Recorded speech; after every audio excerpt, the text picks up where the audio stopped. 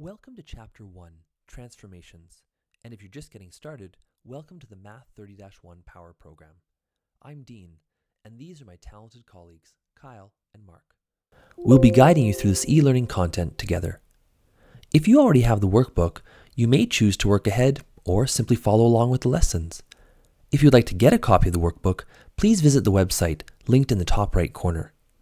Though the workbook is not required to benefit from our program, it is certainly an advantage as it contains tons of relevant practice problems.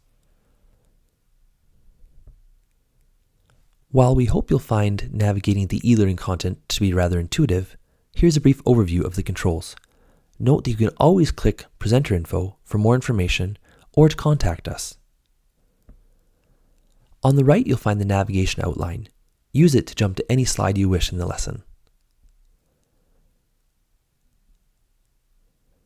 The Next button allows you to jump to the next slide.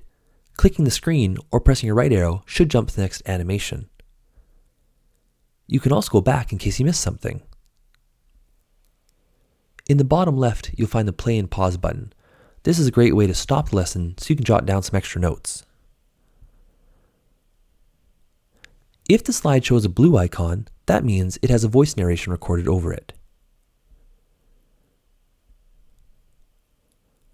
A red icon means there's no narration. If there's a video icon, you may temporarily lose the next and previous functions. You'll just have to watch the video. If you're on a mobile device, you'll need to click the menu button in order to access the outline. Now, let's jump into section 1.1 with some basic review and then translations.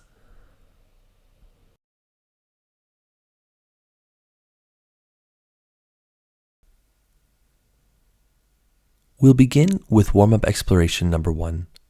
As you work through this course, I encourage you for all of the warm-up activities to pause the video and try the problem on your own first. The act of retrieving prior information is an important and engaging one for your brain and will strengthen your learning and understanding of the material. Here we look at the quadratic function, the graph of y equals x squared. We'll begin by completing the table of values, then plotting the ordered pairs as points on the graph. We'll use this graph to state the domain and range of the function, and then on the same grid, we'll sketch the graph of y equals x squared plus 3.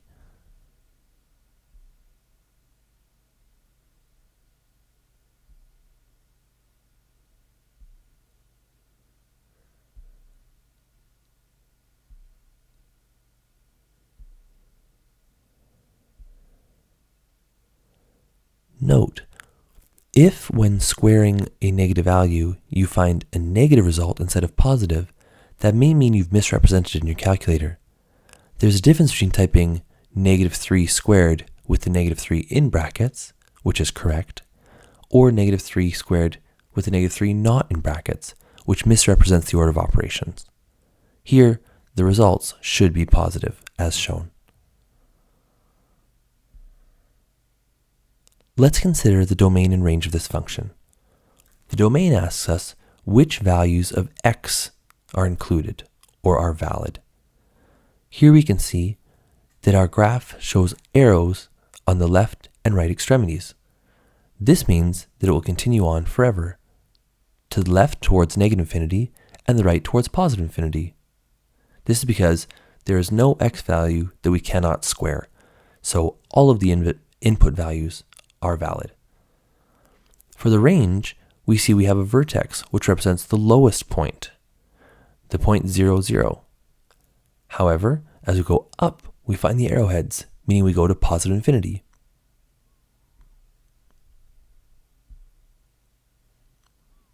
We'll represent our domain using the notation XER, meaning x belongs to the real numbers. What this really means for us is that x can be any number. But that's not because XER represents this. That's because the lack of a restriction indicates that x can be anything at once. If we look at the range, we see y and then a little vertical line that means such that. So this says y such that y is greater than or equal to 0 and y is an element of the real numbers. Note here The restriction of y being greater than or equal to 0 is what tells us we can't include any negative values. That's because any value squared will become positive.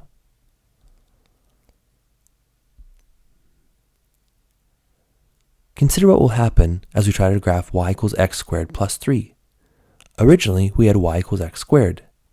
The plus 3 means that each output value will be increased by 3. Graphically, we should see the entire graph move up 3 spaces.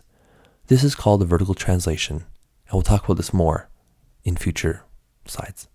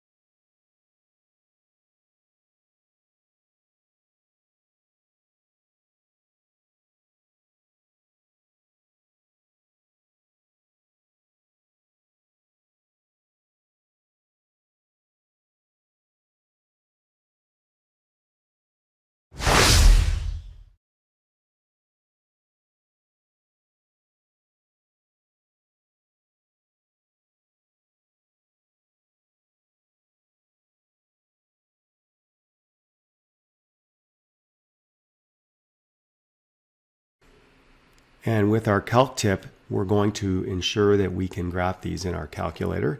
From the first exploration, you'll notice that we have functions y1 is x squared, y2 is x squared plus 3. So we could put those in together. Notice that we match the window. So if you notice that the grid that was given for exploration 1 had this exact window for x min max, y min max. Also note that you can toggle between the two graphs by using arrow up and down keys on your calculator. So here I'm at y1. If I were to arrow up or down, I would switch to y2. I can also confirm points using trace. Now I really like using trace to find points.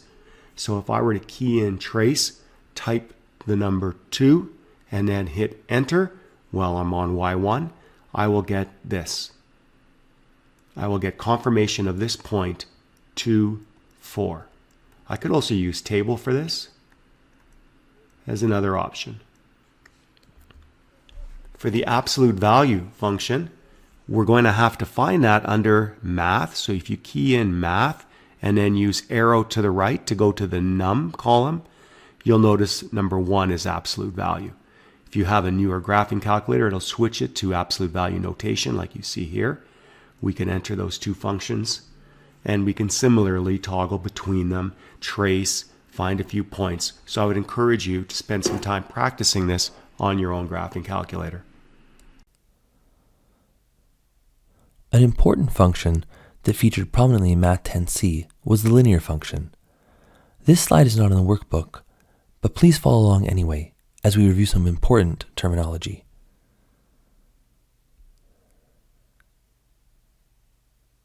Our most basic linear function is y equals x. Let's look at the features of its graph.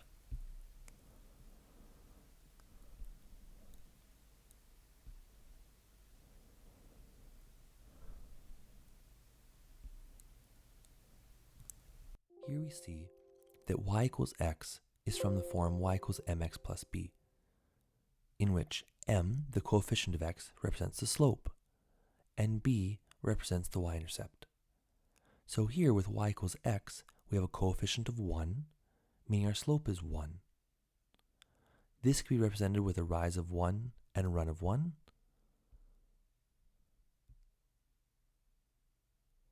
or could just as easily be represented by a rise of 9 and a run of 9. In fact, as long as we go up and over by the same amount, we will have a slope of 1. Because there's no constant term shown, which is to say we have y equals x plus 0, our b value, or y-intercept, is 0. That means our graph passes the y-axis at a height of 0. Now, in this case, because we've crossed the y-axis at a height of 0, we've passed through the origin. So both our y-intercept and our x-intercept are 0. But the b value refers specifically to the y-intercept. We can imagine lines of different slopes. Here we see y equals 2x, so the coefficient of 2 represents the slope.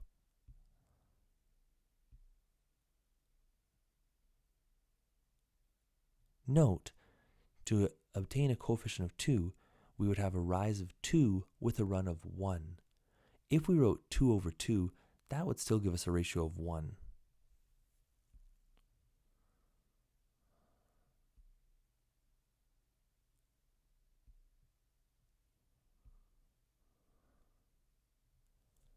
If our line has a negative slope, we'll note that it begins up to the left and proceeds down to the right.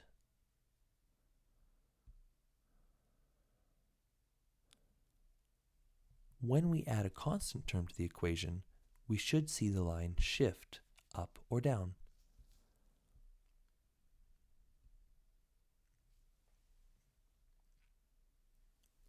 If we compare y equals 1/2 x to y equals 1/2 x minus 3, we could say that the first line has shifted down 3 units to create the second line.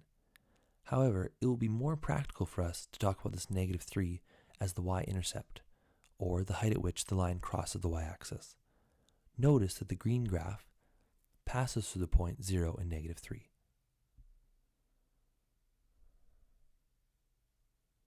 In the context of Math 30, we will say that the first graph has been vertically translated 3 units down. Vertical translations are one of the transformations we'll see throughout this next chapter.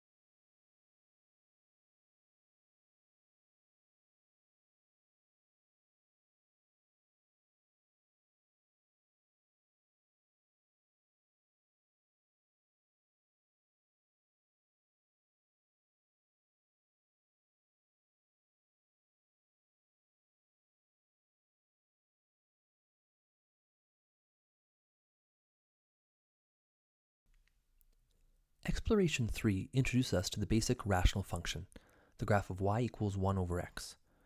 Note for context that rational means our function will involve a division, and because of this, there will be the potential for restrictions we'll have to consider. Here, we'll complete the table of values and then use this to plot the graph and create a sketch of the rational function.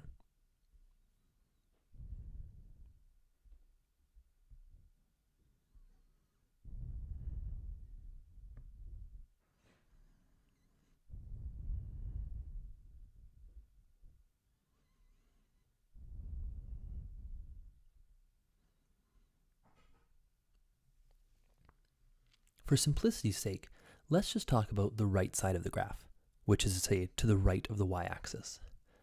Note that when x equals 1, we have 1 divided by 1, which gives us 1. In all other cases, when we have x values such as 2, 3, and 4, we get 1 over 2, 1 over 3, and 1 over 4. This means that for any x value larger than 1, our y value will be its reciprocal, and will be a value smaller than 1. Well, if we think about that, that means that if we look at a value smaller than 1 in terms of an x value, that when we take its reciprocal, it will become larger than 1.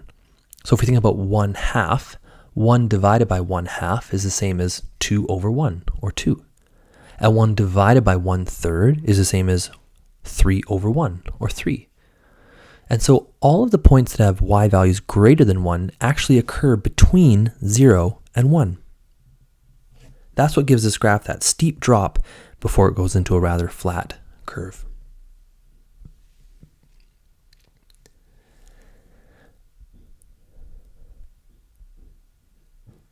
This graph has two asymptotes, a vertical one and a horizontal one. Vertical asymptotes correspond to non-permissible values.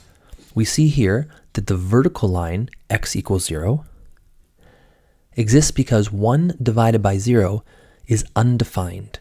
We are unable to generate an answer for that division.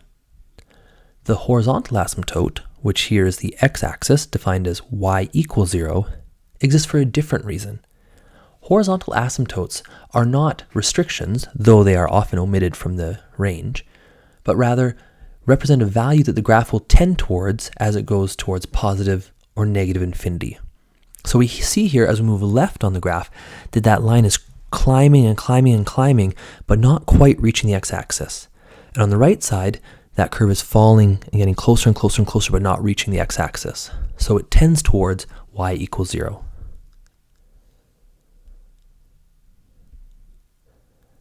Knowing that our graph will not cross either of these asymptotes, we can say that the domain is all values of x such that x is not 0, and x is an element of the reals.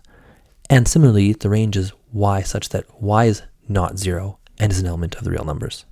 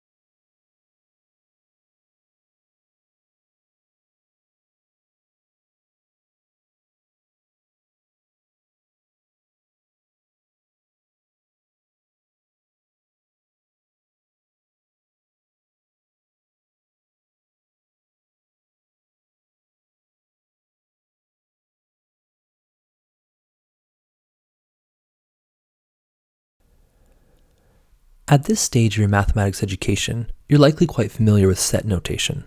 However, there's a second notation we'll see in this course to represent domain and range that is called interval notation.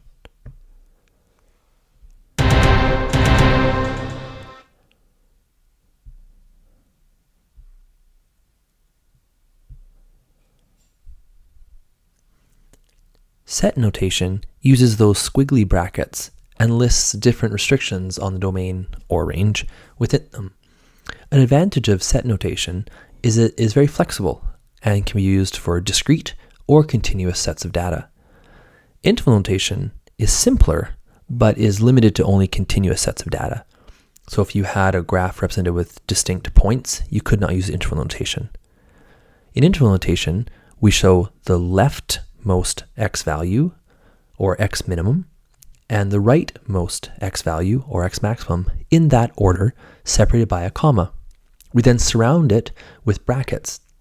We use rounded brackets when the endpoints are not included, and square brackets when the endpoints are included.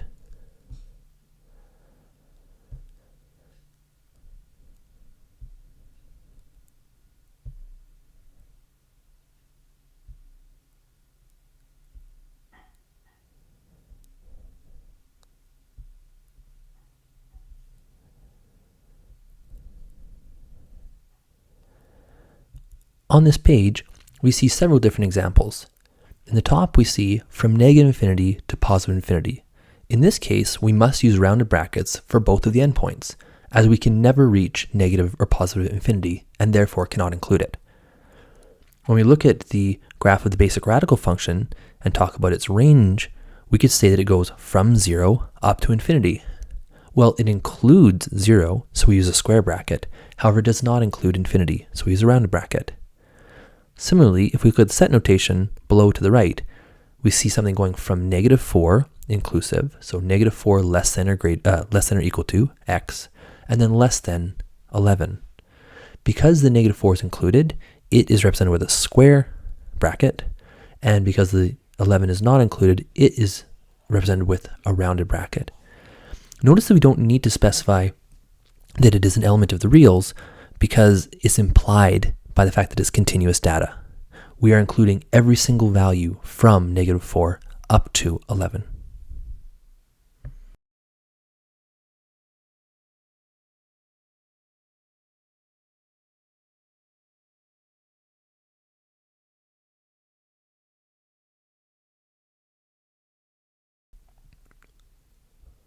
Because the concept of domain and range is so important to this course, it's worth spending a bit more time with this.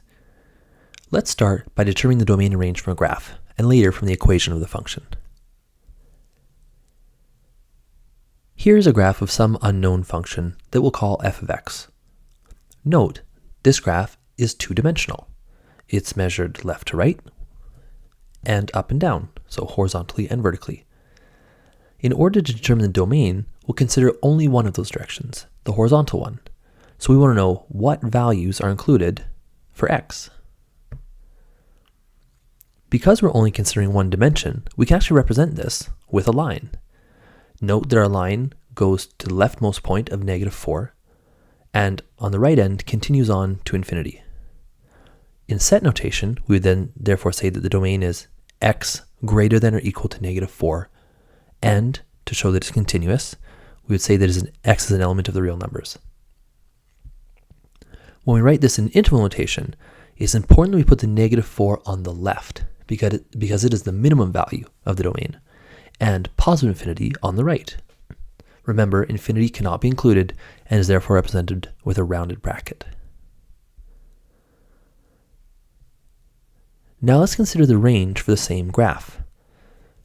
Again, we can represent this vertical component with a straight line. But here, note we didn't start at an end point, we started at the lowest point. The lowest point of this graph has a height of -3, and again, this one continues on to positive infinity. For set notation then, we would write that y is greater than or equal to -3, and is an element of the real numbers. When we write this in interval notation, there is again no need to specify the real numbers because we know it is continuous data. We point out that the -3 is the minimum point and write it first, comma, the maximum point of positive infinity, which is not included and gets a rounded bracket. Determining the domain of a function given its equation is in many cases easier than doing so from its graph. This is especially true if we have a strong understanding of what domain really represents. Domain is the set of all valid input values, or x values for a function. So if we understand which values are not allowed in the function, it makes it very easy to determine this. In this course, we won't be studying all the different functions in the world of math. And of the ones we will study, it turns out there are only 3 cases which lead to non-permissible values. Let's start some really dramatic music and look through those now.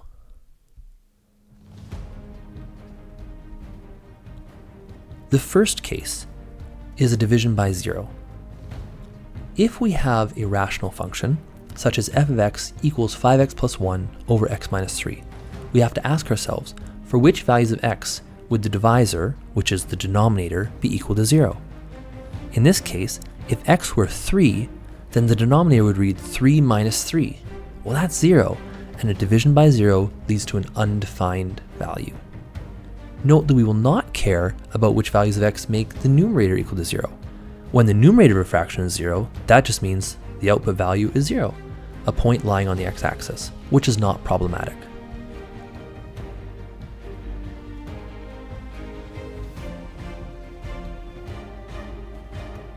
So in order to determine, generally speaking, the domain of a rational function, we will take the denominator, or each factor of it, in this case x minus 3, and we'll state that it cannot be equal to 0. We will then solve the inequality just as we would solve an equality by adding 3 to each side. This x not equal to 3 represents the same thing as saying that x has all values less than 3 or greater than 3. Another way to write this would be using interval notation. Here we would say from negative infinity up to 3, or from 3 up to positive infinity. But we would need to use the union symbol, which really represents the word or. However, we do not use union in the Math 30-1 curriculum, so this is beyond the expectation of this course. We could also confirm this non-permissible value by graphing using our calculator or desmos.com/calculator. Here we see a vertical asymptote where x is equal to 3. Remember that vertical lines are defined by x equals.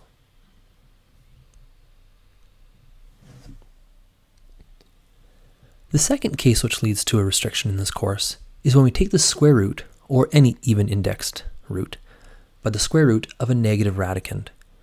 Notice, underneath the radical sign, the radicand, can be positive and can be 0. So here, we have g of x equals to the square root of 4x plus 3. So we ask ourselves, which values of x would make this negative? Or, otherwise put, we state that 4x plus 3 must be positive or 0.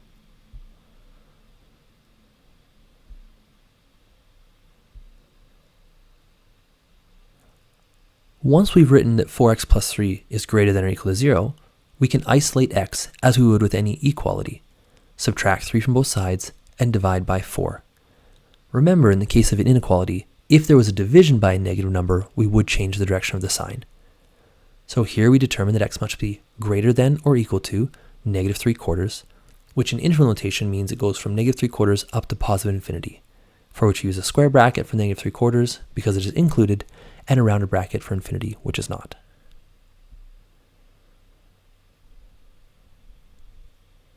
Graphically, we can see this because the end point of our square root function would lie at negative 0.75 and 0. That x value is the leftmost point of the graph.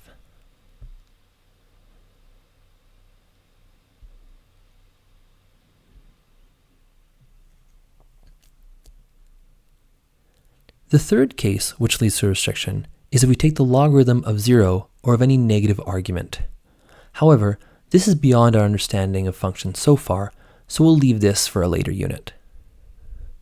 Remember, when you're not given the function's graph, there are 3 cases to consider: division by 0, square root's radicand being negative, or the logarithm's argument being 0 or negative. There are no other examples of restrictions in the Math 30-1 course.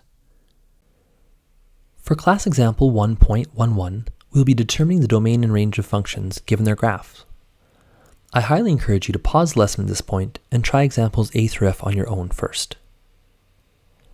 Here, we're asked to determine the domain and range for each function, and to write each of these in both set and interval notation. Let's start with example A. We'll first work on domain by identifying the leftmost and rightmost value of the graph.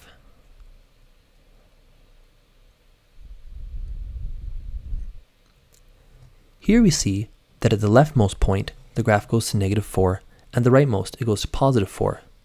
Students will sometimes ask, how can I tell if a value is included or excluded? If you see a hollow circle, that means it is excluded. In all other cases, you should assume that the point is included.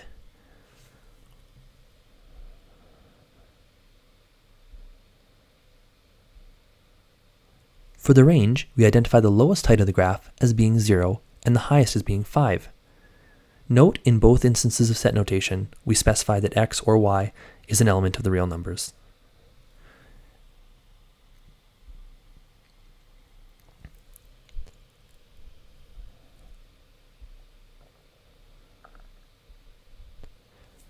As we determine the domain for example B, we see that to the left end we have an arrow, meaning we go on to -infinity, and the right endpoint stops at an x value of 4.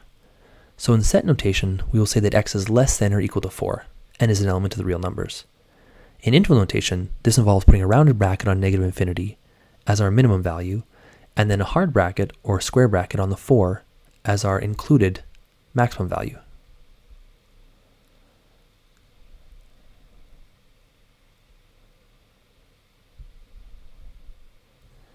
When considering the range here, typically we would say that y is greater than or equal to -1. So in set notation, it is completely appropriate to write in this way.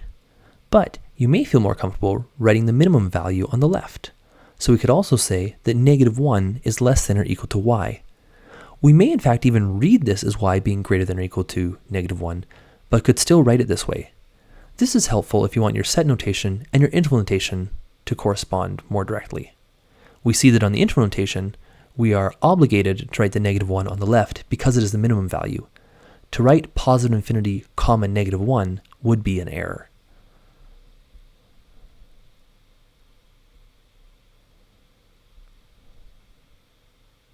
Example C has no restrictions on its domain. So in interval notation, we will say from -infinity to positive infinity.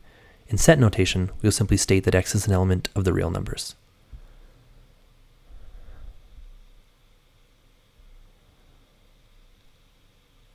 Its range is also unlimited, and so we use the same notation.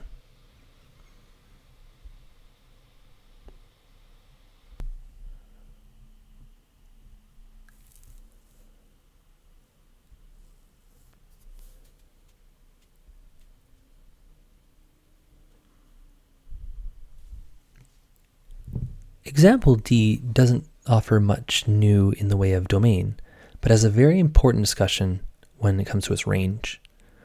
We'll see here that the graph seems to be leveling out at a height of -2, but the graph has a dotted horizontal line at -2. This is called a horizontal asymptote. You may remember me saying earlier that a horizontal asymptote represents a value that the function tends toward but does not reach.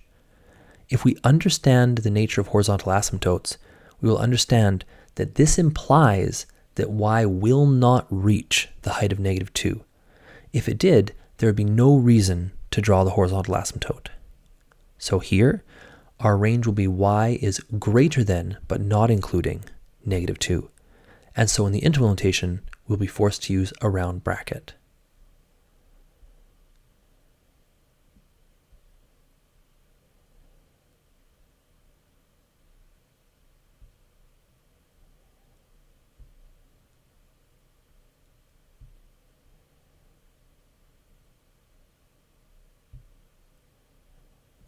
Example E is a graph of discrete data.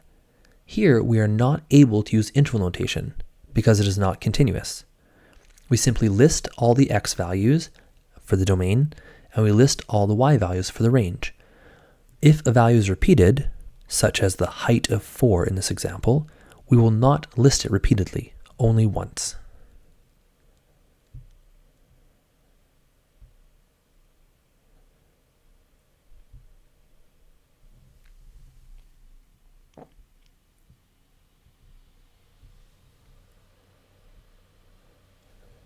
Example F is another example where the domain is unlimited, but the range has a lowest point. Here we see that the lowest point of this graph is at a height of -5. So our range will be y is greater than or equal to -5 and is an element of the real numbers. In interval notation, we write this as square bracket -5, comma, positive infinity, round bracket. Hopefully, those 6 examples give you a good overview of the kinds of graphs you might see and for which you'd have to determine the domain and range. Class example 1.12 asks us to find the domain of a function given its equation, and asks us to do so without graphing. Looking at examples A, B, C on this slide, we see a square root function, we see a quartic function, and we see an absolute value function. Right away, we may feel a little bit intimidated, but it is important to recall what we learned a bit earlier. When we're asked for a domain, we simply ask ourselves, will anything lead to a restriction here? Is there a possible division by 0? Is there a square root of a negative radicand? Or are we taking the log of a 0 or negative argument? And the answer is, in part A, we could have a negative radicand. But in part B and C, there is no instance of square rooting, no instance of division, and there's no logarithmic function. So right away, we know that B and C will not have restrictions. Let's walk through this one part at a time.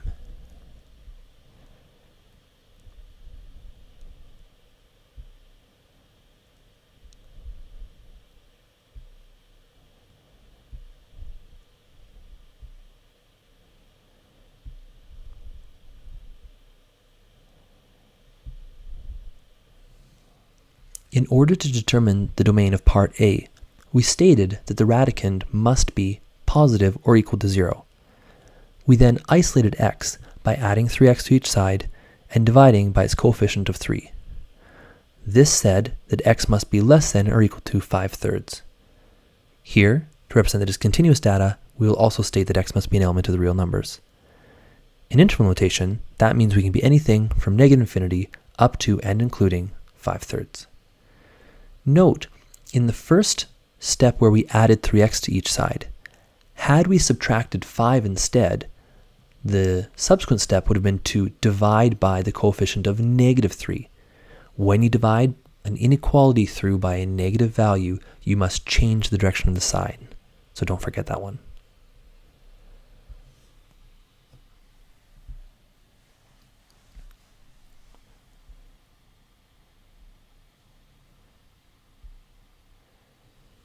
In part B, we want to avoid being distracted by recalling all of our knowledge of polynomial functions, and quartics in particular. It's true that the range might not be all real numbers here, but the domain is. There's no value of x that will be problematic, because again, there's no division by 0, no square root of a negative, and there are no logarithmic functions involved.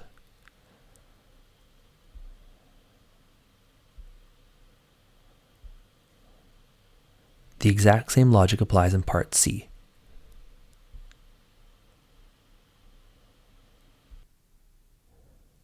The 3 examples shown on this slide all involve division. That is to say, they are all rational functions. So we'll start them all off the same way, by saying that the denominator cannot equal 0, because if it does, we performed the cardinal mathematical sin of dividing by 0.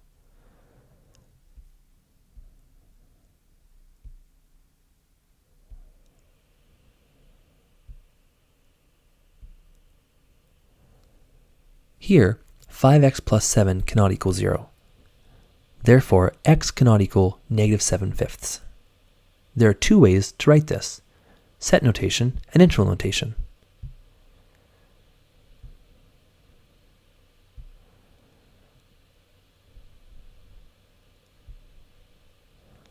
As we can see, because this domain is in 2 parts, interval notation would require us to use the union symbol. Therefore, we could not ask for this in the Math 3-1 curriculum.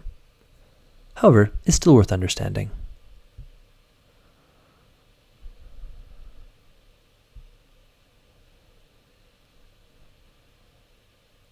We can see graphically how there's a left part and a right part of the graph, with a vertical asymptote separating them.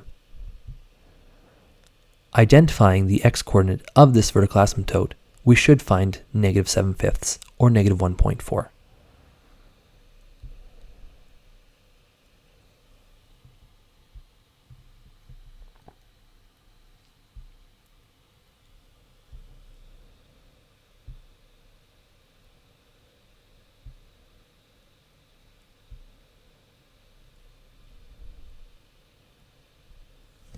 In part E, we again begin by stating that the denominator cannot equal 0.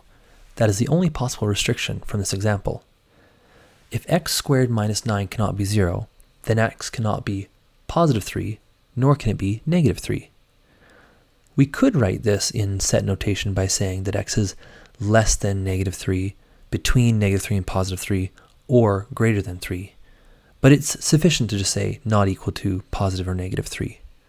Those two numbers could also be listed, x not equal to negative 3, comma positive 3. You don't have to use the plus or minus sign. Again, writing it in interval notation requires us to use the union symbol. In fact, here we have to use it twice because there are 3 sections to the graph. So this is again beyond the scope of this course.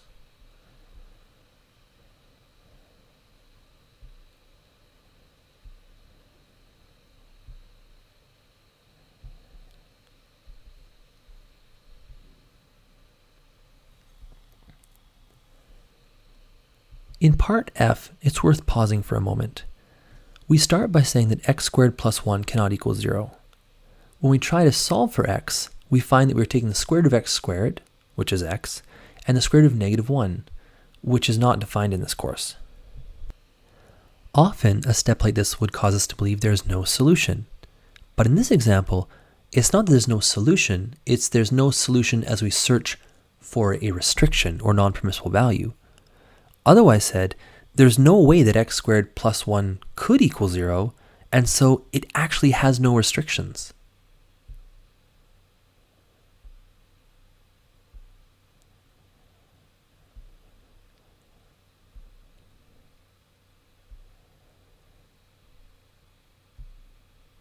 This means that the domain of the graph will be all real numbers, which we could equally write in interval notation as from negative infinity to positive infinity. I want to take a moment to note that while we can do all these problems, or we can determine the domain of all these problems without a graphing calculator, for the range it's not so straightforward, and we would at this level consider the graph. We're almost through our warm-up here, but think it's important to revisit the quadratic function of Math 20. In Math 20, we saw the vertex form of a quadratic function written as y equals a times x minus p squared plus q, where the coordinates of the vertex were p and q. In Math 30, we'll adjust this slightly and replace p and q with h and k. These represent not only the coordinates of the vertex, but also the magnitude of the horizontal and vertical translation from the origin to the new starting point.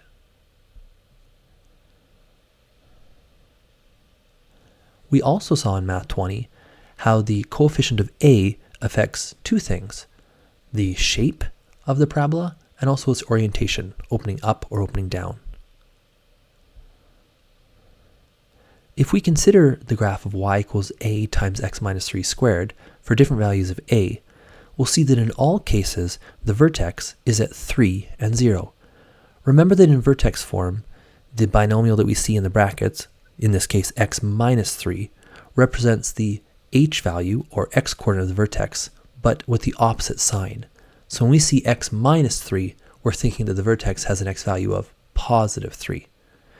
Because there's no constant value added here, we would consider it to be 0, which is our k value, or y coordinate of the vertex.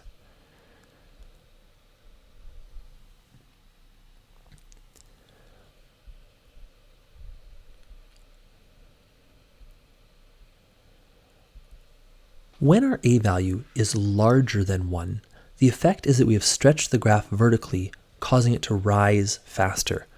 This means that the graph appears narrower, but it would be more correct to talk about it vertically, so to say that it is rising faster.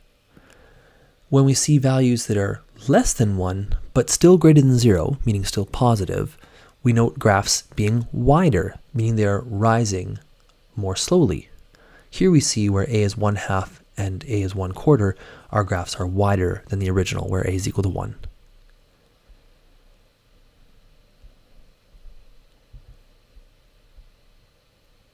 Later, we'll look at examples of how to determine a value of a, but for now, we'll simply examine whether it is positive or negative. Notice in our bottom left case, our parabola opens up. This means that the coefficient in front of x squared, or the bracketed squared binomial, will be positive. In the lower right case, where it opens down, we can see that the coefficient will be negative.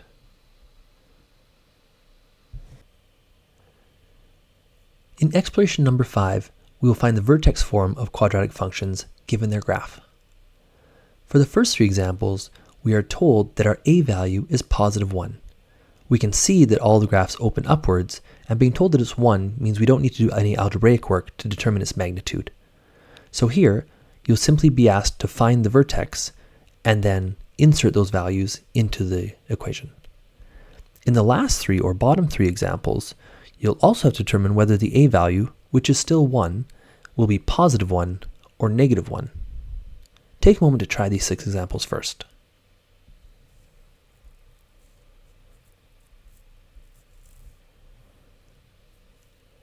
Note, for our first example, the green one, our vertex is at negative 4 and 1.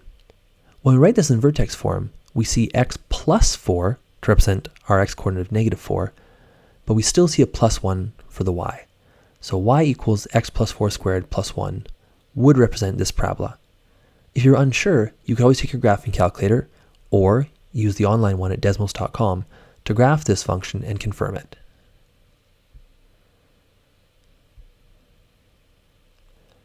When one of the parameters is 0, it's not necessary to write plus or minus 0. Ultimately, it will just simplify. So here our vertex at 0 and negative 2 yields y equals x squared minus 2 as a final vertex form. Similarly, when our vertex is at 8 and 0, we will not write the constant term of 0, and we'll simply write y equals x minus 8 squared.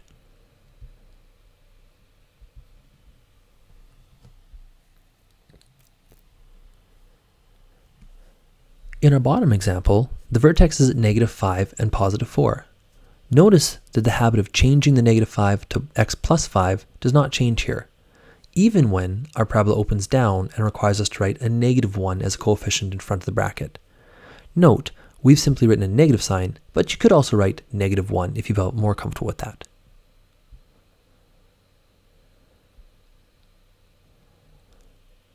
The last 2 examples are there just for you to confirm, a vertex of 2 and positive 6, and 7 and negative 1.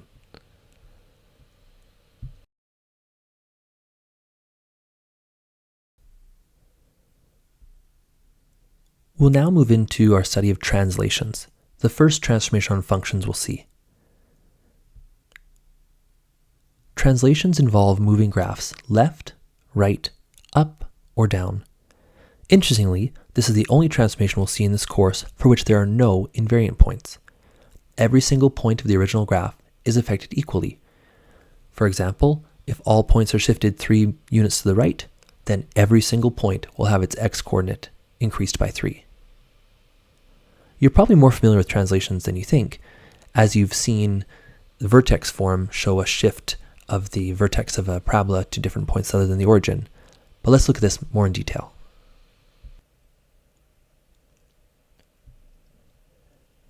On our previous slide, we saw how the parameters a, h, and k affected the graph of a parabola. Well, rather than thinking of h and k as the starting place of a vertex, let's assume that all parabolas began as the base form of y equals x squared, which means they began with their vertex on the origin at 0, 0. That would mean that something has transformed that vertex off of the origin to its new location. Here, we will say that a translation is a shift. We have shifted from 0, 0, h units left or right, and k units up or down. We'll discuss the effect of a, which is a stretch and possible reflection, later. Let's use the example of a quadratic function whose vertex form is y equals 2 times x minus 5 squared plus 3. Can you identify its vertex?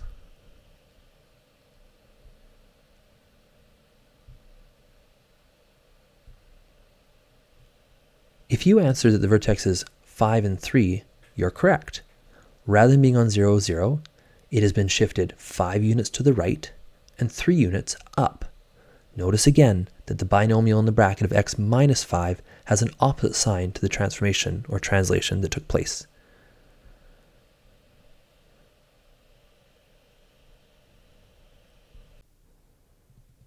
In exploration 6, we'll compare the effects of an h value to that of a k value. We're going to work with a function y equals x squared, a quadratic. But you'll notice at the top of the page, we've written it in terms of f of x. Specifically, we've written y equals f of x minus h plus k.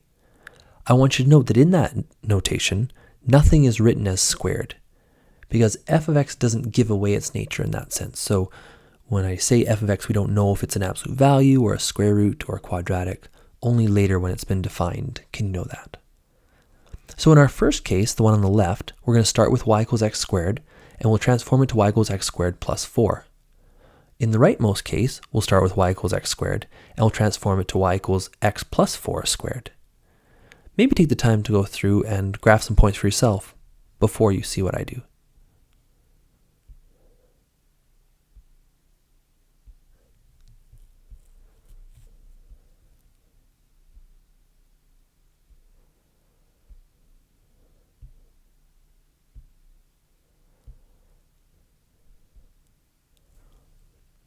Looking at this leftmost example, if you look at the first column of x and the second column, y equals x squared, you'll see all of the ordered pairs that make up the blue graph.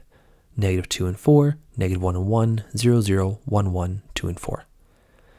When you look at the third column, what we see is that the squared value has then been increased by 4. You can think of this as the already calculated or output value being increased by 4. Because we have not applied our transformation before squaring, which is our primary operation here, this is a k value. It was outside of the bracket, and therefore we see that it has shifted the entire graph up by 4 units. In the rightmost graph, I've got the first column as x plus 4. Because we'd already gone through y equals x squared, I didn't repeat it here. So this is just a step to determine the value of the bracket that's being squared.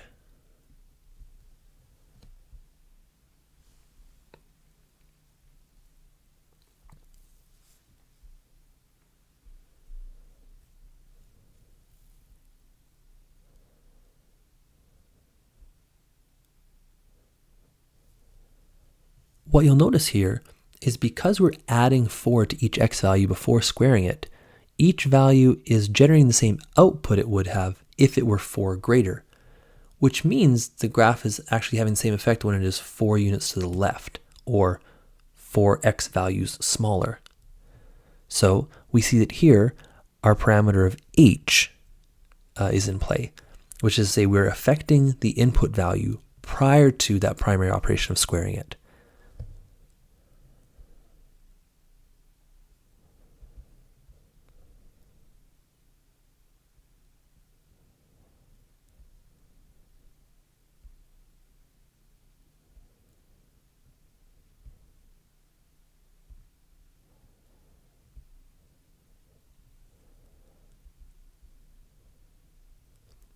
Typically, students have no problem with the k value because the parameter of k appears positive when we shift up, and the parameter of k appears negative when we shift down.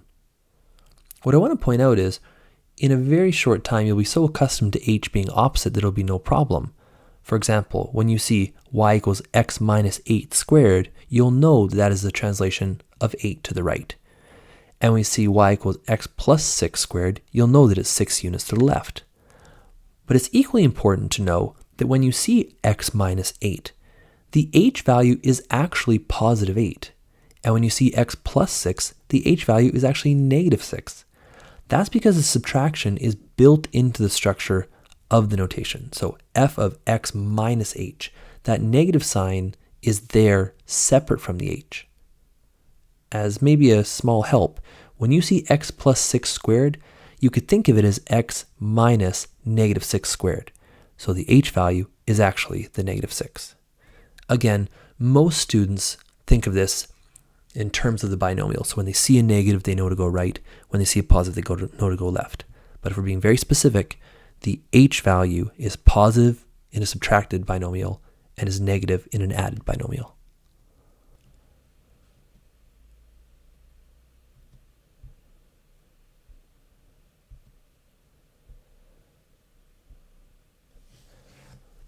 We'll continue with the same example from the previous slide, but we're going to add an essential skill, and that is describing a transformation using a mapping rule. So in part 3, we're asked to describe which coordinate x or y is affected and how, and then to write this in terms of a mapping rule. Well, in the first case, we saw that we were translating each point 4 units up. That means that the y coordinate is being increased by 4. As a mapping rule then, we would say that each point x, y on the original graph maps to its new transform point, which is x, y plus 4. This shows that the y value has increased by 4. In the second example, we saw that we had a horizontal translation of 4 units left. When we move left, that means that the x coordinates are being decreased. So our mapping rule would show that all original points, x, y, have mapped to x minus 4, y. If we look at example 4, or part 4, we have 3 examples of square root functions. In each case, an h and or k parameter has been introduced. We want to know how this affects the graph, horizontally or vertically, and then we want to explain this using a mapping rule. In the first case, because the subtraction of 3 is outside of the radicand, this is a k value, not an h value.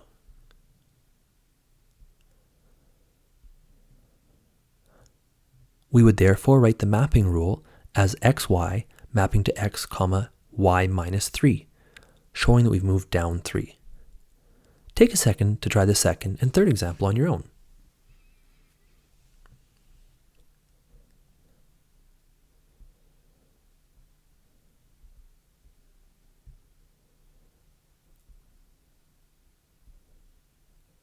In the second example, remember that when the x binomial shows a subtraction, the h value is actually positive. So here, x minus 5 as our radicand means we're translated 5 units to the right. In our mapping rule, we would therefore see that x, y becomes x plus 5 and y.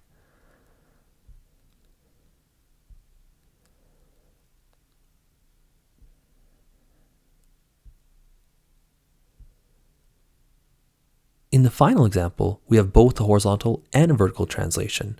We've moved 3 units left and 1 unit up. So we would write our mapping rule showing x, y mapping to x minus 3, y plus 1. Understanding how you can represent transformations using mapping rule is very, very helpful, particularly when you're asked to transform a single point of a function. We'll see that a bit later.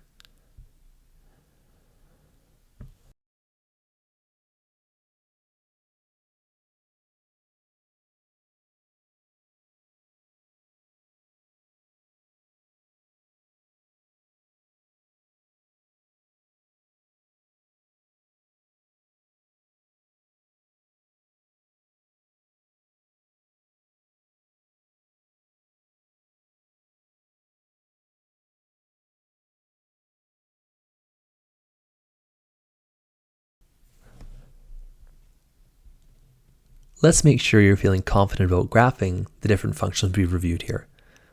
I'll ask you to take out your graphing calculator and input y1 is equal to x squared and y2 is equal to x squared plus 4. Because we were given a graph, we'll use its window settings. So we'll put our x minimum and maximum at -7 to +6 respectively, and our y min and max at -3 to +9 respectively. Hopefully it's respectful too. Notice that the scales here are set at 1. That just means that each square or knock on the line of your calculator would be worth 1.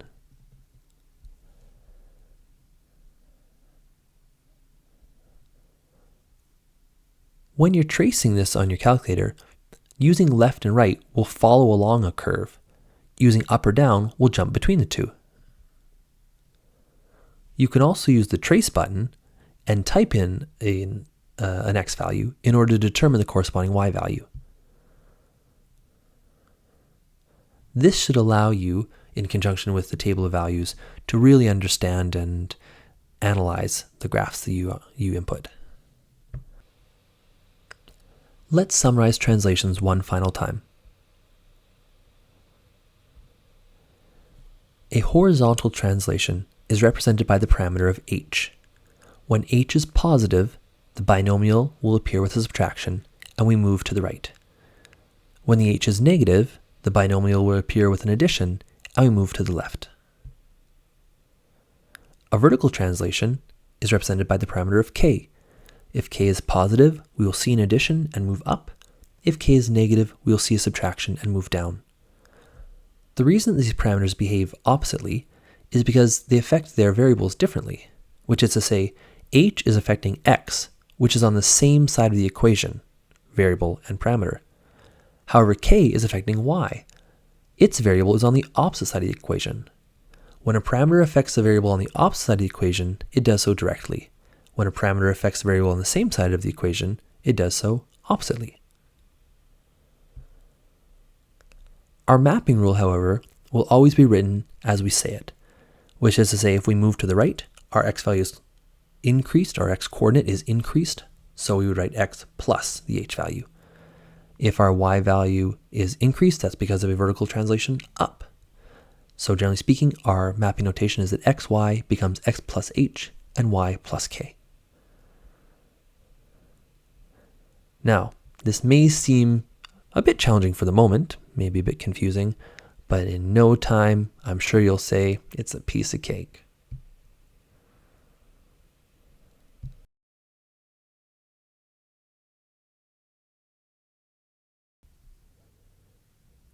You'll notice that your print materials contain plenty of worked examples. Generally, I won't narrate these, but this is not because they're not important, quite the opposite.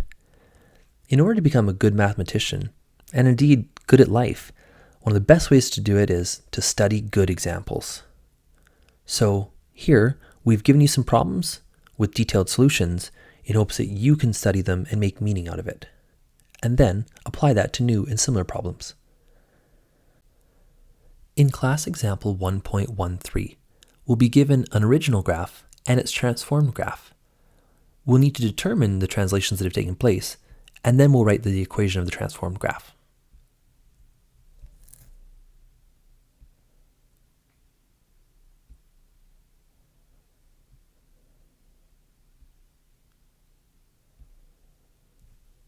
In our first example, we see the original graph in blue and the transform graph in green. By looking at the leftmost endpoint, we can determine that the graph has been shifted 2 points to the left and 3 points up. Remember that when we're writing a horizontal translation, if we've gone 2 left, we will write it with an addition. So when we write g of x in terms of f of x, we write g of x equals f of x plus 2, that's our translation left, and then outside the bracket plus 3, which is the translation up by 3 units. In this moment, if you're not sure what it means to write in terms of f of x, simply it means we are only describing how the new transform graph compares to the original in terms of transformations. So this is not something we'd be able to type into a graphing calculator and use to generate a graph, because a calculator would not know what f of x represents. And in fact, this f of x, we could call a piecewise function, would need multiple parts to describe it. Notice for the mapping rule how the vertical translation of plus 3 appears as y plus 3, but that the horizontal translation of 2 to the left appears as x minus 2, different from how it appeared in the equation.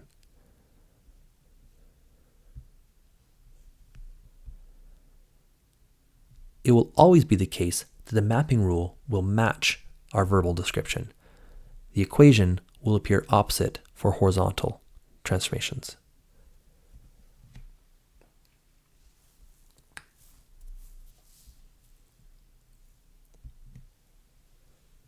In our second example, we see a cubic function, f of x equals x cubed, which in its transformed version appears 4 units to the left. Now in part 1, we will again write our equation in terms of f of x. So since the only transformation that's happened here is the translation 4 left, we would write f of x plus 4. However, in part 2, we're actually asked to write the equation in terms of x. That means we need to write something that could be typed into your graphing calculator and would generate the graph of that green g of x. So here, Basically, we're replacing the x that was cubed with an x plus 4 that will be cubed. Notice again that we're applying the plus 4, the translation, inside the bracket because it is horizontal. If we wrote x cubed plus 4, that would be a vertical transformation. Our mapping rule describes the verbal description. So since we moved 4 to the left, we say that xy maps to x minus 4 and y.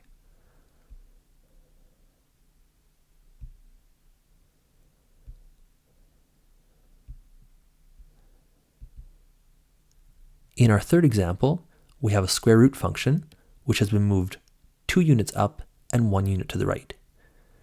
So when we write the equation of g of x in terms of f of x, we will show 1 to the right as x minus 1 inside the bracket, and 2 up as the plus 2. So we'll write f of x minus 1 plus 2. Notice in the second example, we had no cube, no exponent of 3 on this line, and here we have no square root written. In the second line, where we're writing g of x in terms of x, now we will write it as a square root function, whose vertex is at 1 and 2. So we write it as g of x equals the square root of x minus 1 plus 2. Again, the mapping rule will match the verbal description, so 1 to the right is x plus 1, and 2 up is y plus 2.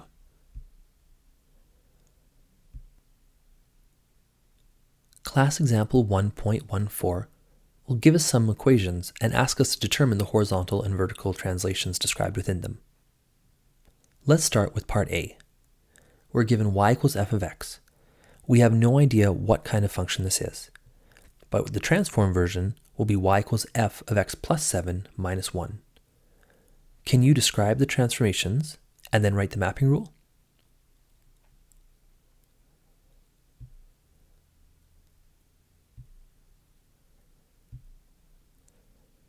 Recall that x plus 7 means we move 7 units left, and then the minus 1 means we moved 1 unit down.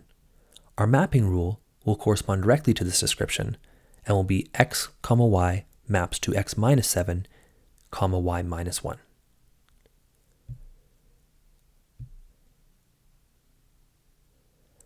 In part B, we are given a known function of y equals x squared.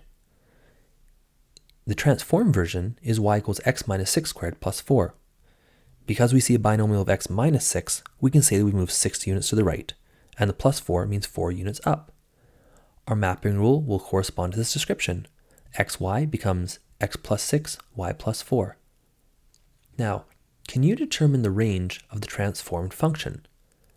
As a hint, think about the range of the original function, y equals x squared. Can you visualize that? If you know that range, please know that a horizontal translation will never affect the range. So you only have to consider how the vertical translation of 4 units up affects that initial range.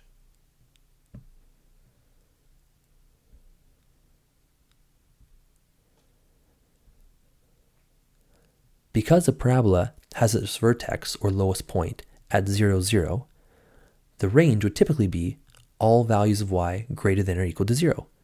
If we move that up 4, we can write that as y greater than or equal to 4, or in interval notation as being from 4 inclusive up to positive infinity.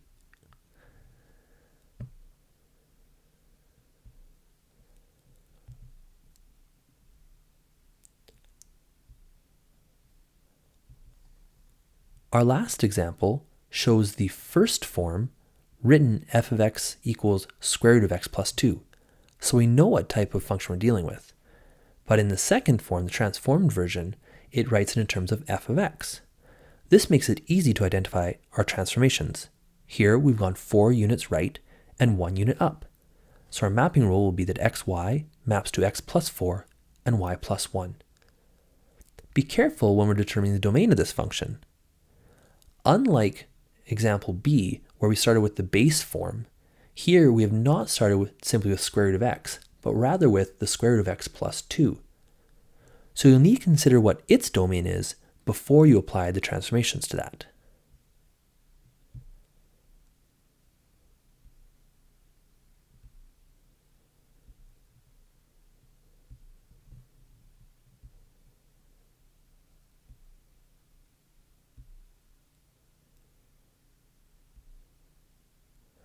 Because our original graph had a domain of all values greater than -2, 4 right of that would be all values greater than or equal to +2.